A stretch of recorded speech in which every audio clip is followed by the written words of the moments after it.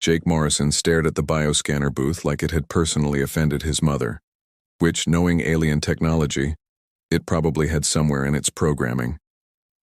Welcome to Station Zerian 7, friend human.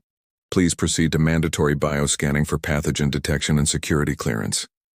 The voice belonged to Pip, the station's insufferably cheerful AI attendant. Jake had been dealing with Pip for exactly 3 minutes and already wanted to throw his cargo manifest at the nearest speaker. Yeah, fantastic, Jake muttered, shouldering his duffel bag. Nothing says welcome to our space station like immediately assuming I'm carrying the galactic plague. He'd been hauling cargo through this sector for 5 years now, and the routine never got less annoying. Scan your blood, scan your cargo, fill out 17 different forms that all ask the same questions. Then wait 3 hours while some bureaucrat with too many tentacles decided whether your shipment of space potatoes posed a threat to galactic security. Today's cargo was particularly mundane, a hold full of Terran agricultural products bound for the outer colonies. Nothing exciting, nothing dangerous, just honest work that paid decent credits and let him avoid the kind of attention that got you conscripted into someone else's war. Please place your hand on the scanning surface, friend human. This will only take a moment. Jake approached the booth, which looked like someone had crossed a phone booth with a medical scanner, and painted it that particular shade of institutional beige that existed on every space station in the galaxy. The chair inside was about as comfortable as sitting on a cactus, designed by someone who clearly had never possessed human anatomy. You know, Jake said to no one in particular as he settled into the torture device masquerading as seating. I bet whoever designed this thing had at least 6 legs and no spine, probably considered comfort a character flaw. Scanning commencing. Please remain still, friend human. The scanner hummed to life with the kind of electronic whine that suggested it was either working perfectly or about to explode. With alien tech, those were often the same thing. Jake drummed his fingers on his knee and watched the progress bar crawl across the screen with all the urgency of continental drift. Scan complete. Processing results. That's when things went sideways. The screen flickered. Once, twice, then began strobing between colors that probably had names in languages Jake couldn't pronounce. The cheerful blue glow of the scanner booth shifted to an angry red, then to a pulsing yellow that made his teeth ache.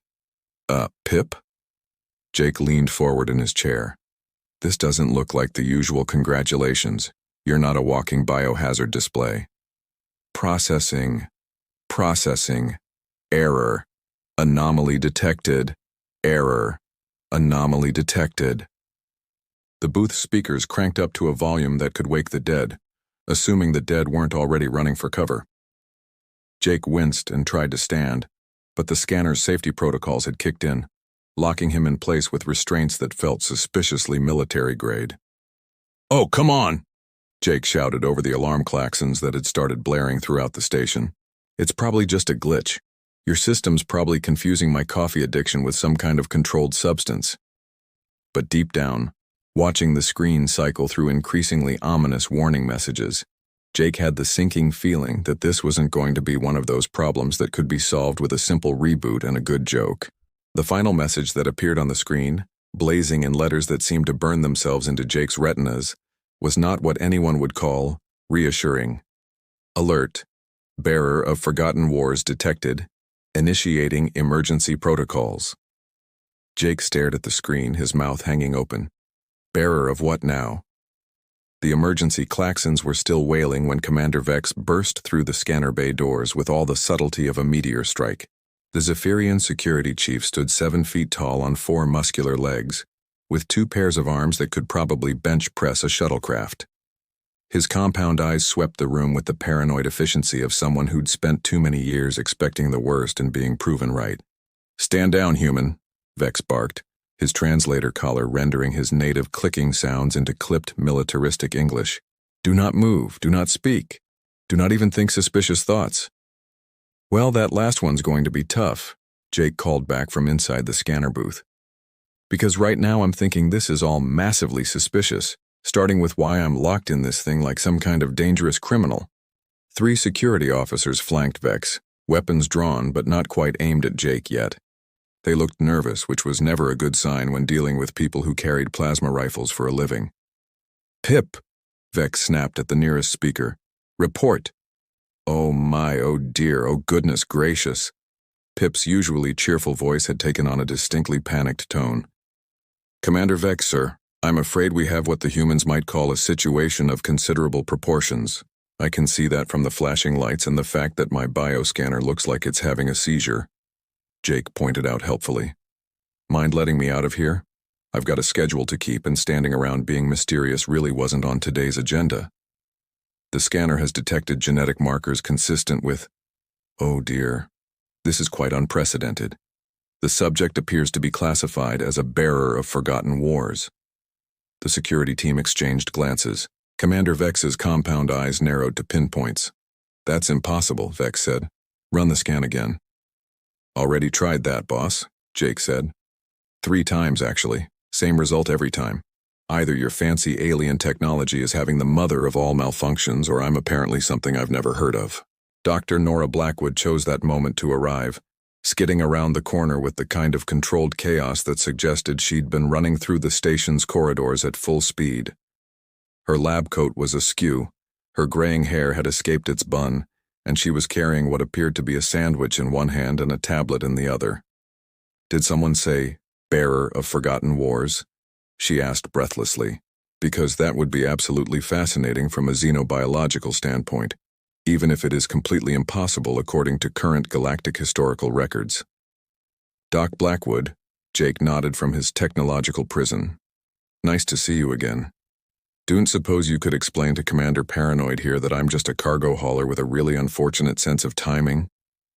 Oh, I don't think this is about timing at all, Dr. Blackwood said, pulling up data on her tablet with the enthusiasm of someone who'd just discovered a new species. Pip, can you run a deep genetic analysis? I want to see chromosome patterns, mitochondrial markers, and any anomalous protein sequences. Of course, Dr. Blackwood, though I should mention that the initial scan results are quite unprecedented. Jake watched the doctor's face light up with scientific curiosity, while Commander Vex looked like he was planning Jake's interrogation schedule. You know, Jake said conversationally, I'm starting to get the feeling that unprecedented is going to be the theme of my day. The deep scan confirms it, Pip announced a few minutes later. Genetic markers are consistent with combat exposure from the Kepler Rebellion, the Vegan War of Independence, the Great Crystalline Conflict, and, oh my, approximately 47 other major galactic conflicts spanning the last millennium. The scanner bay fell silent except for the hum of station life support. That's impossible, Dr. Blackwood whispered. Humanity first achieved interstellar flight barely 200 years ago. We weren't even aware of most of those conflicts until we joined the Galactic Council 50 years ago. Exactly, Commander Vex said grimly, which means either our historical records are wrong or this human is not what he claims to be.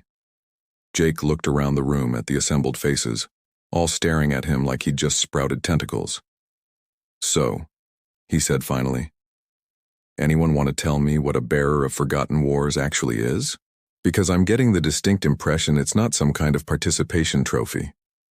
Dr. Blackwood had commandeered the scanner bay's secondary workstation and was now surrounded by a holographic display that looked like someone had exploded a galactic history textbook in midair. Jake remained locked in the scanner booth, which had at least stopped its seizure-inducing light show, while Commander Vex paced back and forth with the nervous energy of a caged predator. According to the genetic markers, Dr. Blackwood said, gesturing at a complex strand of DNA that rotated slowly in the hologram, your bloodline has been exposed to combat scenarios from conflicts spanning nearly 1,000 years of galactic history. Doc, Jake said patiently, I hate to break it to you, but the most combat I've seen is arguing with customs officials about tariff classifications. Unless bureaucratic warfare counts, I think your scanner might be having some serious technical difficulties. That's what I thought too, Dr. Blackwood continued, her excitement growing with each new data point. But the markers are too specific to be false positives. Look at this. She highlighted a section of the genetic display. This sequence shows exposure to crystalline energy weapons. This one indicates adaptation to the high radiation environments of the Vegan system during wartime. And this, she pointed to another cluster, This shows genetic memory patterns consistent with military tactical knowledge. Commander Vex stopped pacing. Genetic memory? It's a theoretical concept, Dr. Blackwood explained. The idea that traumatic or significant experiences can actually alter DNA in ways that get passed down through generations. Most species show trace evidence of it, but nothing like this. Jake's genetic code reads like a library of warfare spanning centuries. I'm sorry, Jake interrupted, but did you just say I have some kind of war encyclopedia written into my DNA? Because that seems like the kind of thing a guy would notice. Not necessarily, Dr. Blackwood said. Genetic memory usually remains dormant unless triggered by specific circumstances. Think of it as software that needs the right hardware to run. Commander Vex had gone very still, which in a Zephyrian was never a good sign. What kind of species develops that level of genetic combat memory? Dr. Blackwood hesitated. Well, theoretically, a species that spent generations as professional soldiers, but that would require… What? Jake prompted. It would require humanity to have been involved in galactic conflicts for nearly a millennium, which is impossible, because humans only achieved interstellar flight 2 centuries ago. The implications of that statement hung in the air like a bad smell. Unless, Dr. Blackwood continued slowly, humans have been in space much longer than our historical records indicate. Commander Vex's translator collar crackled. Or this human is not entirely human. Jake felt a cold knot form in his stomach. Come again? Pip, Dr. Blackwood called. Run a species verification scan on Jake's DNA. Oh dear. Pip's voice had returned to its worried tone. Oh my goodness. Oh, this is quite unusual. Just spit it out, Pip, Jake said. The scan indicates that while the subject is predominantly human, approximately 12% of the genetic material shows markers consistent with an unknown species. A species that appears to have been present during every major galactic conflict of the past millennium. The scanner bay fell silent again. So let me get this straight, Jake said finally. According to your fancy alien technology, I'm part human, part mystery species with genetic memories of 1,000 years of galactic warfare that I've never heard of. And somehow this makes me a bearer of forgotten wars. It appears so, Dr. Blackwood said softly. Great, just great. Jake leaned back in the scanner chair. And here I thought the worst part of my day was going to be filling out customs paperwork. Commander Vex's communication device chimed. He listened to the incoming message, his expression growing darker with each passing second. What now? Jake asked. Vex looked up, his compound eyes reflecting the scanner bay's lights, like chips of black ice. The Galactic Council has been notified of your unique status. They're ordering your immediate detention pending investigation. Detention? Jake's voice rose an octave. For what? Being genetically confusing? For potentially being a sleeper agent of a species that participated in every major war in galactic history, Vex said grimly. A species that, according to our records, vanished without a trace 500 years ago. Jake stared at the security chief. You know what? I'm starting to really miss the days when my biggest problem was overpriced coffee. Dr. Blackwood had been buried in her research for 3 hours, emerging periodically to mutter things like fascinating and impossible, while Jake remained locked in what had become the galaxy's most expensive timeout chair. Commander Vex had stationed 2 guards outside the scanner bay and was currently speaking in rapid, agitated clicks into his communication device. All right, Doc, Jake called over. I've had time to think about this whole situation and I've come to a conclusion. What's that? Dr. Blackwood asked, not looking up from her holographic displays. This is all completely insane, and I'd like to go back to my nice boring life of hauling cargo and complaining about fuel prices. I'm afraid that's not going to be possible, Dr. Blackwood said, finally turning to face him. Jake, I've been cross-referencing your genetic markers with historical records and I think I know what you are. I'm a cargo hauler from New Detroit who really wants a cup of coffee right now. No, Dr. Blackwood said seriously. You're a Terran. Jake blinked. A what now? Terran. It's an ancient designation for humans, but not the humans we know today. The Terrans were legendary mercenaries who fought in conflicts across the galaxy for over 800 years. They were brilliant tacticians, adaptive fighters, and absolutely ruthless when necessary. Doc, I once got lost in my own apartment complex. I don't think brilliant tactician is really my speed. But that's just it, Dr. Blackwood said excitedly. The Terrans didn't just rely on individual skill. They developed a form of genetic memory storage that allowed tactical knowledge to be passed down through bloodlines. Each generation inherited the combat experience of their ancestors. Jake looked skeptical. So you're telling me that somewhere in my DNA is the accumulated military knowledge of centuries worth of space soldiers? Exactly. But the knowledge remains dormant unless activated by specific triggers. Stress, danger, threat assessment situations. Well, I'm definitely stressed right now, Jake pointed out. When do I start knowing Kung Fu? It doesn't work like that. The activation requires specific neurological pathways to be established, and that usually happens during actual combat situations or extreme stress. Commander Vex finished his communication and approached the scanner booth. The situation has become more complicated, he announced. More complicated than finding out I'm apparently the descendant of legendary space mercenaries? Jake asked. Because I'm not sure my day has room for more complications. The Galactic Council has reviewed the preliminary data. They want you transferred to a secure facility for extended testing and interrogation. Interrogation? Jake's voice cracked. For what? I haven't done anything. You represent a potential security threat, Vex explained. If Terrans really did participate in every major galactic conflict, they would have had access to classified military information from dozens of civilizations, information that could still be relevant today. But I don't know any classified information, Jake protested. I know how to calculate shipping routes and where to get decent coffee in the Outer Rim. That's it. The Council doesn't see it that way, Vex said grimly. They're concerned that your genetic memories could be activated and exploited by hostile forces. Dr. Blackwood looked troubled. Commander, surely there must be some alternative. Jake isn't responsible for what his ancestors may or may not have done. The Council's decision is final. Transfer protocols are being prepared now. Jake felt the walls of the scanner booth suddenly seem much smaller. The idea of spending the rest of his life as some kind of galactic curiosity in a government lab made his skin crawl. How long? He asked quietly. How long what? How long for this transfer? Do I have time to finish my coffee? Or are we talking about immediate departure to whatever delightful interrogation facility you have in mind? Vex checked his communication device. The transport arrives in 2 hours. 2 hours to say goodbye to my cargo hauling career and hello to life as a lab rat, Jake said. You know what?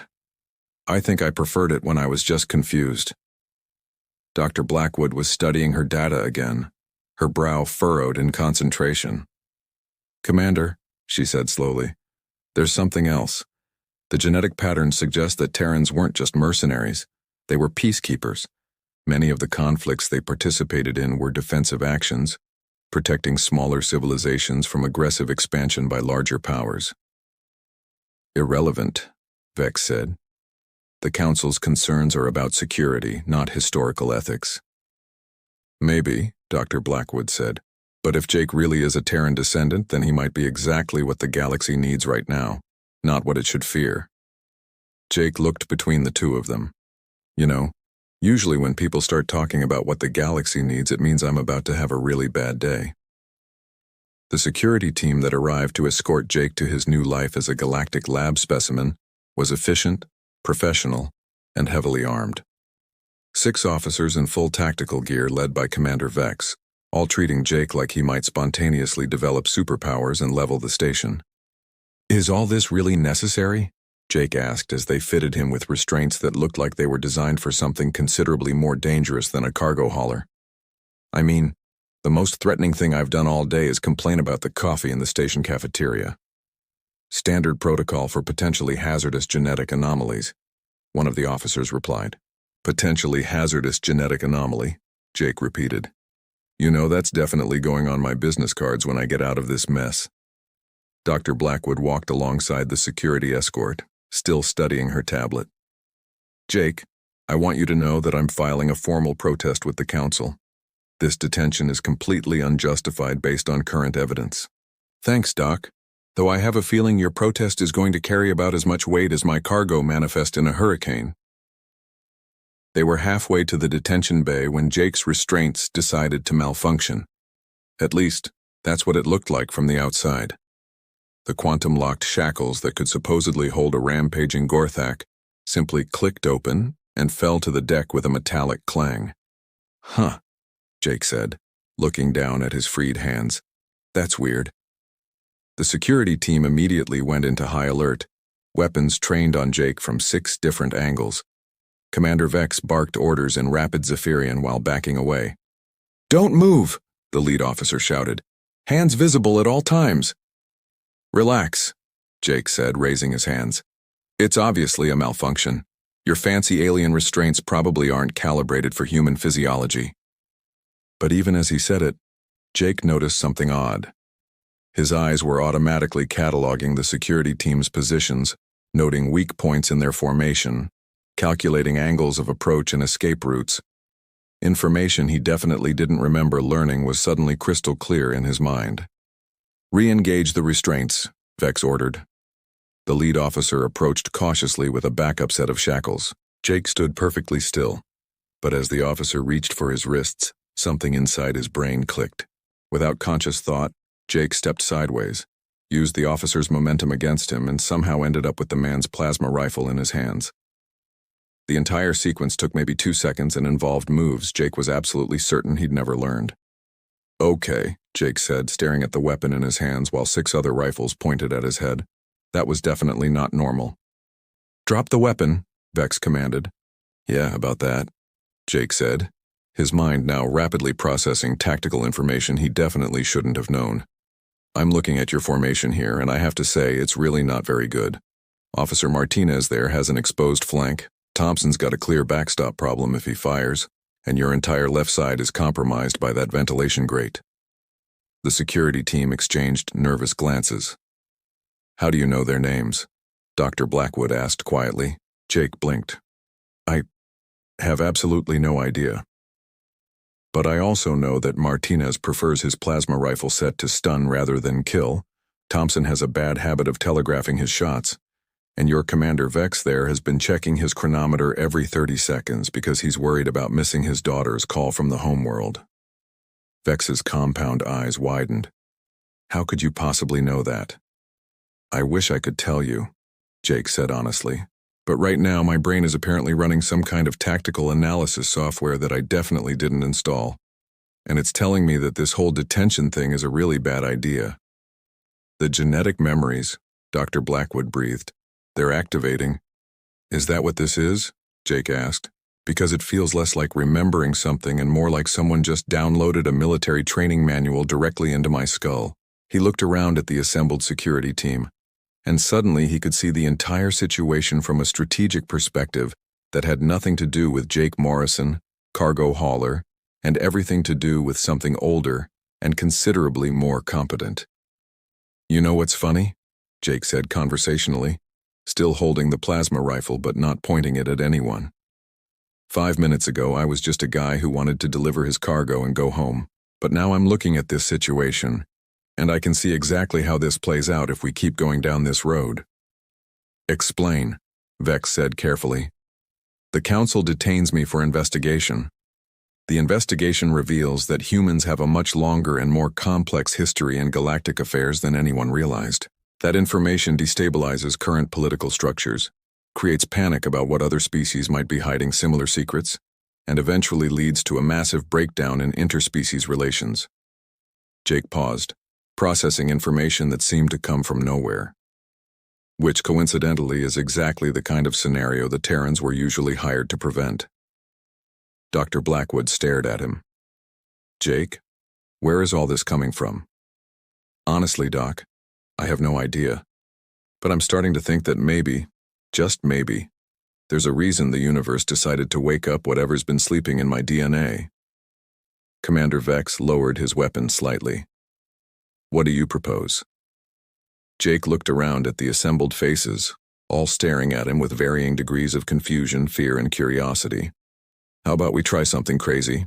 How about we sit down, have some coffee, and figure out how to handle this situation without anyone getting detained, interrogated, or accidentally starting an interstellar incident? You think it's that simple? Vex asked. Jake smiled, and for the first time since this whole mess started, it wasn't entirely sarcastic. Commander, I'm starting to remember that sometimes the most complex problems have surprisingly simple solutions. You just need to know where to look. 3 hours later, Jake found himself in the station's executive conference room, sitting across from a collection of alien dignitaries who'd arrived via emergency transport to deal with the bearer situation. The table was loaded with what passed for diplomatic refreshments across 6 different species. But Jake had insisted on real coffee from his cargo hold. So let me see if I understand this correctly, said Ambassador Theiss, a elegant Andromedan whose translator rendered her musical language into crisp, formal English. You propose to solve this crisis by offering humanity a seat on the Galactic Council? Not just any seat, Jake corrected, taking a sip of coffee that was finally, blessedly decent. Recognition as the hereditary representatives of the Terran military tradition. Basically, you're getting back the peacekeeping force you didn't realize you'd lost. Commander Vex shifted uncomfortably in his chair. And in exchange? In exchange, I go back to hauling cargo. Humanity gets official protection under galactic law as descendants of recognized peacekeepers, and everyone stops panicking about the big scary genetic mysteries. Ambassador Theiss consulted her tablet. The preliminary genetic analysis suggests that approximately 15% of the current human population carries some level of Terran markers. That's nearly 2 billion individuals, most of whom are probably as clueless about their heritage as I was this morning, Jake pointed out. But the genetic memory activation seems to be triggered by specific stress situations, so you're not looking at 2 billion instant super soldiers.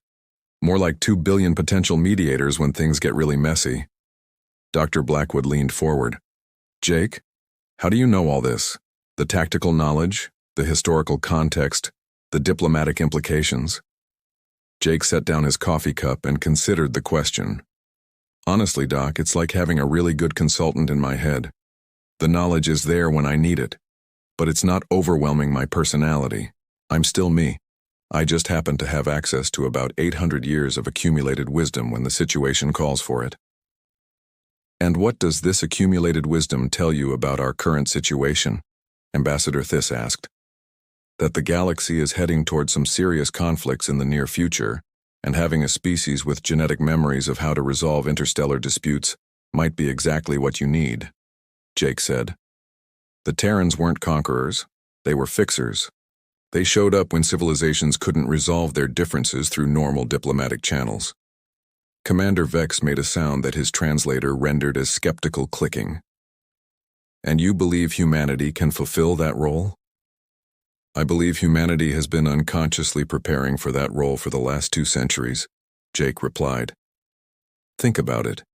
Humans are natural diplomats, mediators, and problem solvers. We're also incredibly stubborn when we think something is unfair. The Terran genetic memories just give us access to a few extra tools when the standard approaches don't work. Ambassador Theiss was quiet for a long moment, consulting with her staff through some kind of neural link. The Council has authorized me to offer preliminary recognition of humanity's Terran heritage, with full diplomatic status, pending verification of genetic claims. And my detention status? Revoked, pending your acceptance of a new role as humanity's first Terran diplomatic representative. Jake nearly choked on his coffee. I'm sorry, what now? You wanted to go back to hauling cargo, Dr. Blackwood said with a smile. But the galaxy apparently has other plans. I don't know anything about being a diplomat, Jake protested. You just negotiated humanity's entry into the Galactic Council using nothing but coffee and common sense, Commander Vex pointed out. I'd say you're a natural. Jake looked around the table at the assembled aliens, all watching him with varying degrees of amusement and expectation. You know, he said finally, when I woke up this morning, The biggest item on my agenda was arguing with customs about agricultural import fees. And now? Ambassador Theiss asked. Now I'm apparently responsible for representing humanity's ancient warrior heritage in galactic politics. Jake shook his head. Although I have to say, the coffee situation has definitely improved. Is that a yes? Dr. Blackwood asked. Jake considered the question, sipping his coffee while his newly awakened genetic memories provided helpful commentary on the diplomatic implications of various responses. In the end, though, the decision came down to pure Jake Morrison logic. Well, he said, the pay's probably better than cargo hauling. I get diplomatic immunity, and I'll never have to fill out another customs form. Plus, someone has got to make sure you people don't accidentally start any wars while I'm learning the job. Ambassador Theiss activated her recording device. Then let the record show that humanity accepts its role as the Terran representative species, with Jake Morrison serving as the first bearer of Forgotten Wars in active diplomatic service. Bearer of Forgotten Wars, Jake repeated. You know, that's definitely going to look impressive on business cards. He raised his coffee cup in a toast. To the weirdest career change in galactic history. As the assembled diplomats raised their various beverages in response, Jake couldn't help but smile. Somewhere in the back of his mind, 8 centuries worth of Terran tactical knowledge was already working on the problems facing the galaxy. But for now, Jake Morrison was perfectly content to sit in a room full of aliens, drink decent coffee, and complain about the paperwork. Some things apparently were universal constants even across species and centuries. The Terrans might have been legendary warriors and master diplomats, but they were still human enough to appreciate the simple pleasure of a good cup of coffee and the opportunity to grumble about bureaucracy. Jake figured that was probably the most human thing of all.